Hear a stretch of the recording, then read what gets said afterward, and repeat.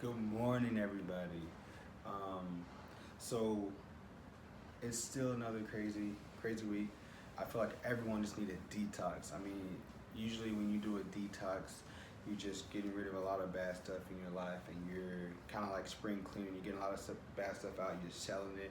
You're just getting a lot of that stuff out of your system, out of your house, out of your mind. Um, but the detox that I'm kind of talking about is just some of the negativity that you've been feeling inside right now with everything being so divided. People want to get their voices heard.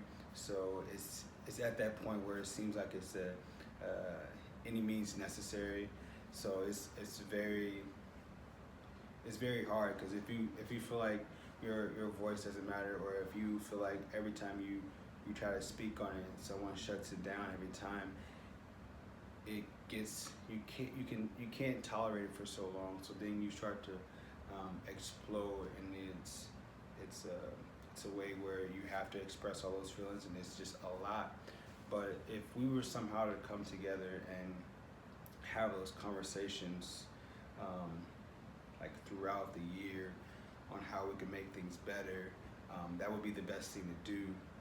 Um, because just how everything's going, like you just really need to just detox and just get it out of your body, out of your mind, because we as human beings, the human race, believers in Jesus Christ, we all have to be in this together. We all have to be one body, and just making sure everything is going according to the plan. You have to be helping each other out. So that's the hard part, because when you look at different cities, and um, segregation is like it's like real. Like it's always eye opening when you're visiting different places, to notice that how segregation is so real. And it might not be where you're at, but it's a real thing. Growing up in Chicago, I noticed. Well, you don't notice as you're a kid.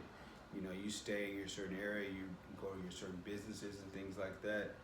And then we made a move to Nebraska, um, and then you notice it was just different. So growing up in Chicago, it was predominantly African American. Um, I did not see too many white people, Europeans, Caucasians, um, until I went to Nebraska, to Norfolk, Nebraska, and that's when it was just like a whole different. It was a culture shock. It was a culture change, and I just learned different things. It was cool. Like sports were heavy, clubs were heavy, school was heavy, and the small town of Norfolk, Nebraska, and it was cool learning all that stuff. But there's also some downsides to that, obviously, um, where at one point you felt included, you felt the connection with everyone, um, the common things that you had similar, and then you go to Norfolk, and you kind of like you stick out a little bit more.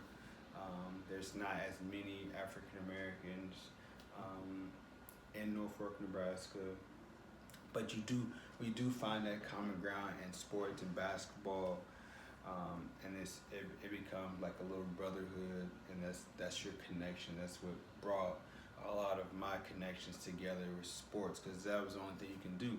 You go hang out with your friends, you go play sports, you have those memories, and you do great things. But sometimes it's just very hard, um, to kind of go back and forth, because sometimes you just think like, why can't it be like that? Everyone just kind of like together. But it's hard when um, I want to treat everybody how I want to be treated, how God told me that everyone should be treated. Um, but if you don't understand that, then it's you're gonna be looking at me like I'm crazy. Um, why does he have so much joy? Why does he have so much light? Because I know who created me. I know my purpose in this world is, and it's not going to be altered by anybody. I mean, I know there's a lot of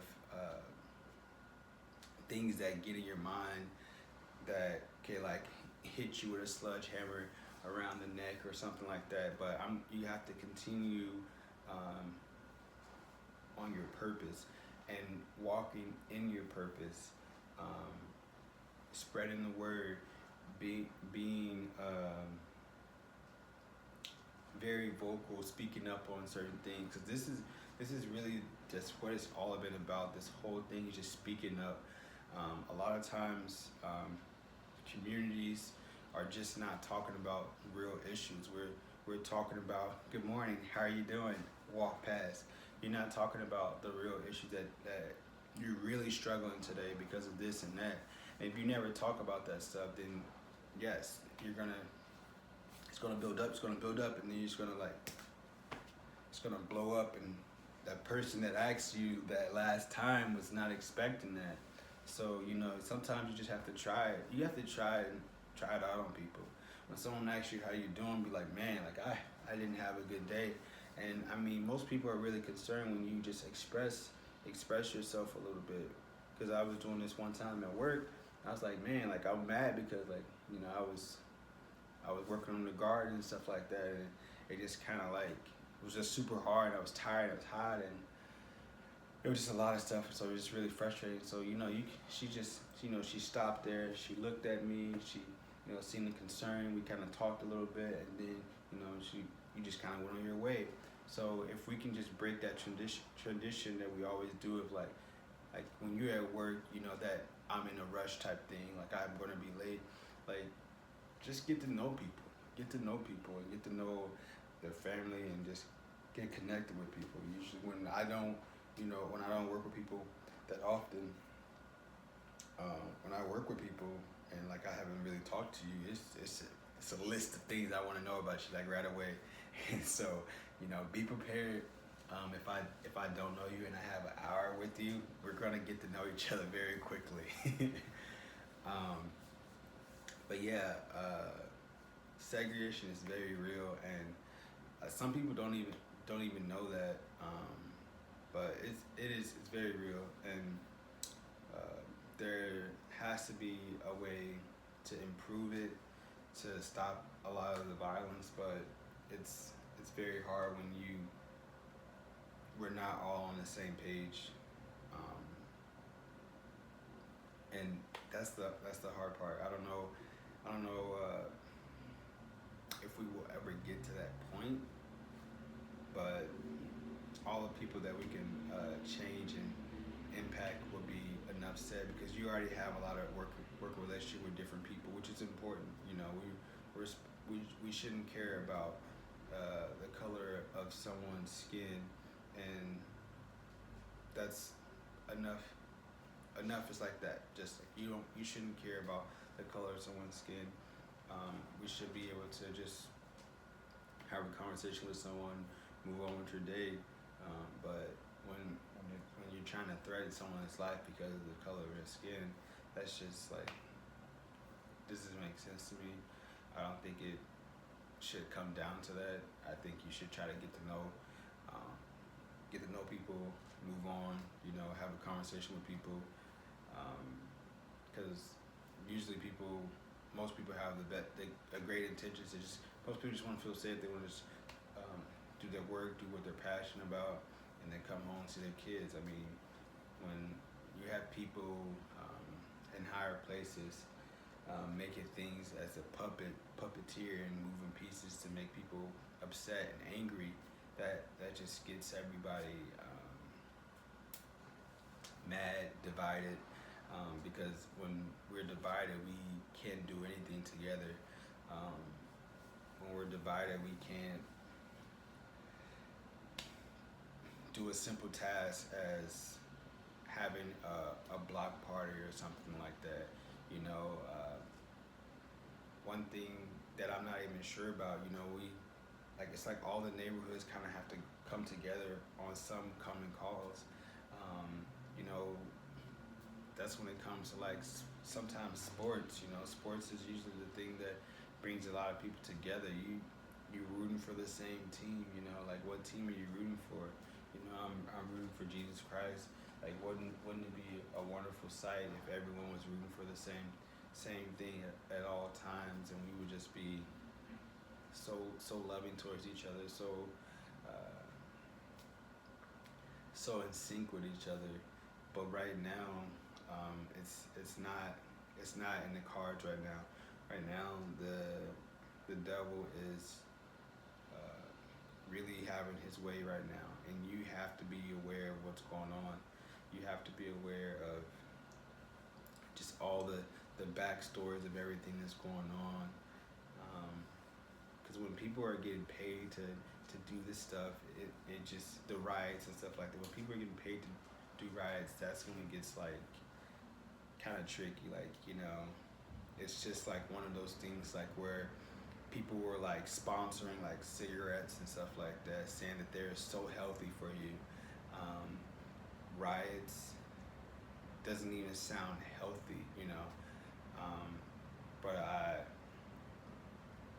you always feel conflicted about the issue, especially when it kind of hits home for you, and you can relate why everyone's like angry, because everyone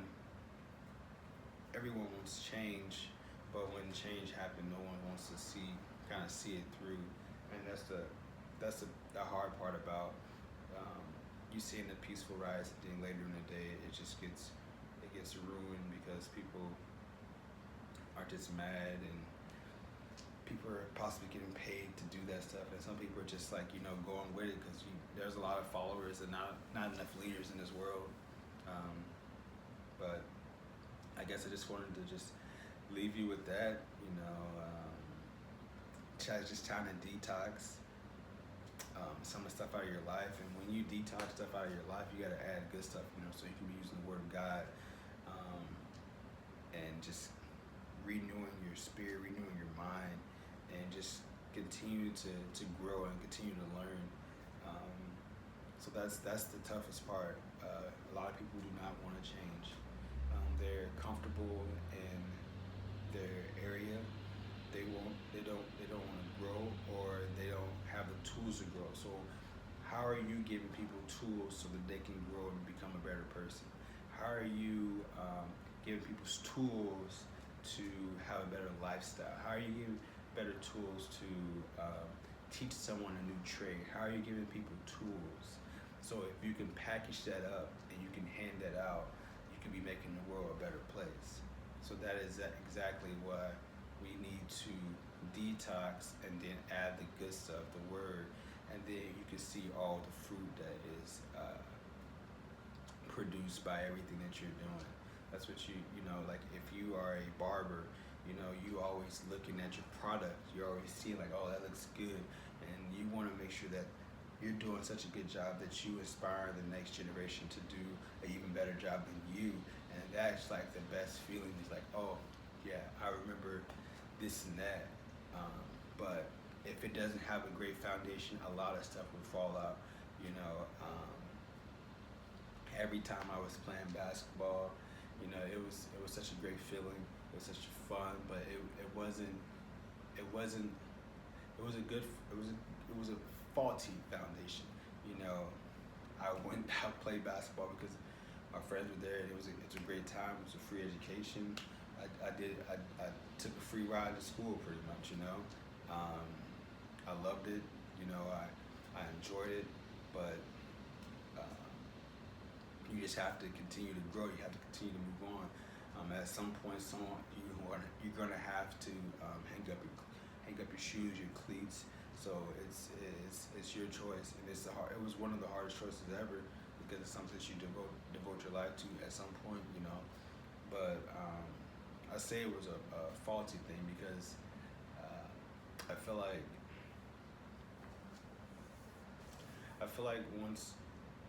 once you get to a certain point, once your body feels a certain way, yes, you can push through it and stuff like that. But once you just realize that there's bigger things in the world, bigger causes in the world that you can have an impact with, with like the purpose, like giving the word, doing videos, just trying to inspire or spark some interest in people.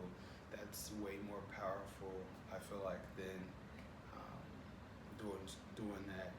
I'm not trying to diss basketball because I can lace up and hoop with anybody.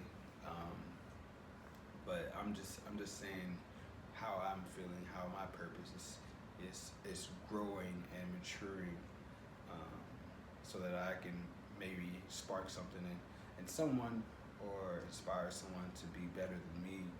Um, that's what everyone wants. So again, the detox, um, the adding the new stuff, the word, and then segregation is real and it's unfortunate. You want to be in a very collaborative neighborhood, but there's so many reasons why it divides us because you don't know, you don't interact with them. Like it has to be a better way. It has to be something that someone can create and solve so that we can all interact and use different areas and different lives so that we can be the best nation. America is supposed to be this great nation, but we sugarcoat a lot of stuff. We have the fairy dust over top to say that from all the entertainment and all the movies that we watch that America is a very great place, but this the magic dust over top and the Alakazam and Alakazam is getting us going to a whole different direction. So I just wanted to kind of give you guys that spiel. I hope it inspires you. I hope it lifts you up. I hope it gives you a better purpose. And just realizing what you need to package up so that you can deliver it to whoever needs to hear it. I want you to be authentic. I want you to be who you truly are. I don't want you to do something that you don't feel like you're really called to do. I want you to really think about, what do I like? What do I see myself doing? What can I play around with if I'm at a young age so I can know, like, okay, I have 3 to 4 years of school left. I have a couple months left in my trade, and I have to make sure that if this doesn't work, I have this, that, and that going through. Like, I understand if you're that go-getter, you only got one plan and stuff like that, but what if your finger breaks? What if your family member needs you to go help them? Like, you have to just make sure that that your option is just like guaranteed. Like, online school is just such an amazing opportunity for a lot of people, and you have to take that chance. You have to risk it for the biscuit, to make sure that you are investing in yourself so that you can invest in other people. That's the most important thing. A lot of us, even myself sometimes, want to invest so much in other people, but you forget to invest in yourself so that your self-care is good, so that your mental capacity is good, so that you're able to focus on that and also be looking at that at the same time so that you can make the world a better place. Who doesn't want to make the world a better place? You don't want to be bitter all your life about things that you couldn't do. You have to close chapters. You have to close books and move on to the next thing. That chapter for me on closing the book to basketball was a very hard chapter, and I still struggle with it. I'd remind Ali, like, man, like, yeah, I could have possibly gone overseas and did this and that, and we could have moved over there and stuff like that. But I don't know. Like,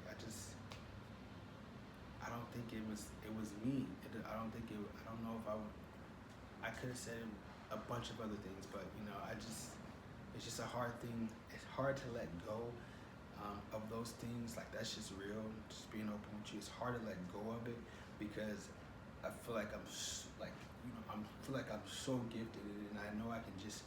It's easy, So why just change all of a sudden? Well, because my heart felt different, and no, sorry. My heart didn't feel different. My mind, just the connection with how I was feeling with God, the calling to start what he told me to start. That's what it was. My heart is bad. My heart is terrible. Like I have a lot of selfish, ambitious things that I want to accomplish, and that's something that I just need to sometimes take aside. Because when I think about basketball, that is selfish. That is me. That's me. What I'm doing now is I'm trying to do everyone and do the self care that I need to make sure that I am strong for my family and for my son and for my family members, so that I can do all of that. So again, detox, adding the word segregation is real, and have a blessed day. And I hope everyone has a great Wednesday. And just think good thoughts, get in the word, and start a new hobby, and turn the TV off.